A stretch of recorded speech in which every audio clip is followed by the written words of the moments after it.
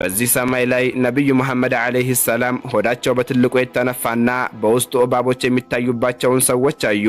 ጅብሪል ሆይ እነዚህ ሰዎች እነማን ናቸው ሲሉ ጠየቁ።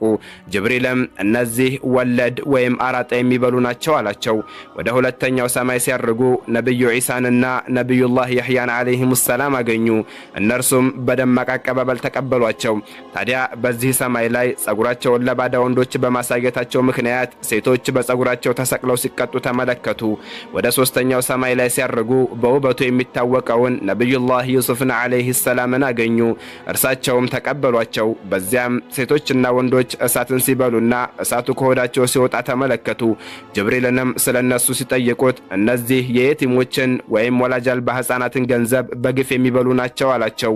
ይህን አሰቃቂ ትዕይንት ያዩት ነብዩ አለይሂ ሰላም በሐዘን ተውጠው ጌታዬ ሆይ ሰሊም ሰሊም ሲሉ ጮሁ።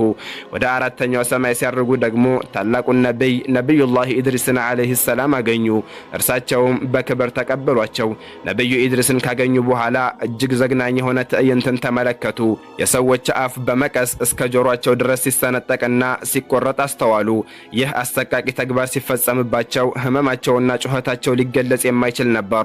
ነብዩም በመደንገጥ ይህ ቅጣት የተፈረደባቸው ሰዎች ወንጀላቸው ምን እንደሆነ ጅብሪልን ጠየቁ። ጅብሪልም እነዚህ በምድር ላይ በውሸትና በአሉባልታ የንጹሃን ሰዎችን ስም ያጠፉ ክብራቸውን ያጎደፉ ናቸው በማለት መለሰላቸው። በምላሳቸው የሰዎችን ህይወት ያመሰቃቀሉ በዚያው ምላሳቸውና አፋቸው ሲቀጡ ነበር። የውዱ ነብይ አለይሂ ሰላም ሰማያዊ ጉዞ አሁንም ቀጥሏል። በአራተኛው ሰማይ ላይ ነብዩ ኢድሪስን ከተሰናበቱ በኋላ ጉዞአቸው ወደ ላቀው ደረጃ ተምዘገዘገ። ወደ አምስተኛው ሰማይ ሲደርሱ በህዝባቸው ዘንድ እጅግ የተወደዱ የነበሩትን ነብዩላህ ሃሩንን አለይሂ ሰላም አገኙ። የነብዩ ሙሳ ወንድም የሚሆኑት ሃሩን በፈገግታና በክብር ተቀበሏቸው። ይህ የፍቅርና የመከባበር አቀባበል የመሪነትን ትርጉም በህዝብ ከመወደድ ጋር ያቆራኘ ታላቅ ትዕይንት ነበር። ታዲያ ነብዩ ሃሩንን ሰላምታ ከተለዋወጡ በኋላ ሌላ ልብ የሚሰብር እይታ ገጠማቸው። ራቁታቸውን የሆኑ ሰዎች በገሃነም እሳት ውስጥ ሆነው ሲቃጠሉ አዩ።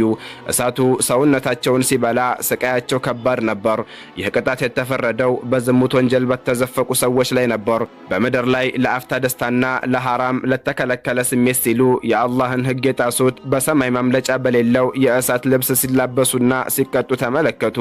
ወደ ስድስተኛው ሰማይ ሲያርጉ ከአላህ ጋር በቀጥታ የመነጋገር ክብር የተሰጣቸውን ታላቁን ነብዩላህ ሙሳን አለይሂ ሰላም አገኙ። ሙሳም በታላቅ አክብሮት ተቀብለዋቸው ሰላምታንም ሰጧቸው። ነገር ግን ነብዩ ሙሐመድ ጉዟቸውን ሊቀጥሉ ሲሉ ነብዩላህ ሙሳ ማልቀስ ጀመሩ። ጅብሪልም ስለ ምክንያቱ ሲጠይቃቸው ሙሳም እንዲህ ሲሉ መለሱ ከእኔ በኋላ